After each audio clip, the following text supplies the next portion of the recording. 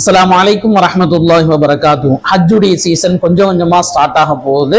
ஹஜ்ஜை பத்தி நாம தெரிஞ்சுக்க வேண்டிய பல விஷயங்களை பத்தி தான் இந்த ஷார்ட்ஸ் வழியாக ரீல்ஸ் வழியாக நாம பார்க்க போறோம். ஹஜ் அப்படிங்கிறது மொத்தம் 3 வகையான ஹஜ் இருக்குது. ஒன்னாவது கிரான், ரெண்டாவது தமத்தோ, மூணாவது இஃப்ராது.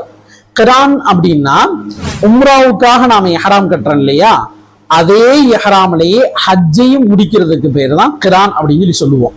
இங்கிருந்து கிளம்பும் போது உம்ராவுக்காக இஹ்ராம் கட்டிட்டு உம்ராவுடைய அமல்கள்லாம் முடிச்சதுக்கு பிறகு அந்த இஹ்ராம்ல இருந்து வெளியே வராம அதே இஹ்ராம்லையும் ஹஜ்ஜையும் சேர்த்து முடிச்சா அதுக்கு பேர் தான் கிரான். நாயகம் ஸல்லல்லாஹு அலைஹி வஸல்லம் முதலும் கடைசியுமா செஞ்ச ஹஜ் இந்த மெத்தட்ல தான் அவங்க செஞ்சு முடிச்சாங்க. ரெண்டாவது தமத்தோ. நம்மள பெரும்பாலான பேர், அதாவது வெளிநாடுகளில் உள்ள பெரும்பாலான பேர் இந்த மெத்தட்ல தான் ஹஜ் செய்யறோம். இங்கிருந்து போகும்போது உம்ராவுக்காக ஒரு இஹ்ராம் கட்டிட்டு உம்ராலாம் முடிச்சதுக்கு பிறகு அந்த இஹ்ராம்ல இருந்து வெளியே நாம நார்மல் ட்ரெஸ்ஸுக்கு வந்துருவோம்.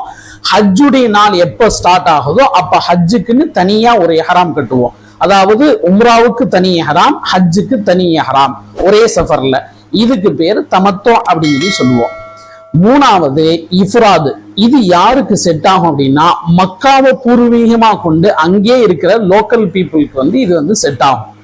இது ஹஜ்ஜுக்காக மட்டும் இஹ்ராம் கட்டுறது, உம்ராவுக்காக வேண்டிலாம் இஹ்ராம் கட்டாம டைரக்டா ஹஜ்ஜுக்காக வேண்டி இஹ்ராம் கட்டுறது.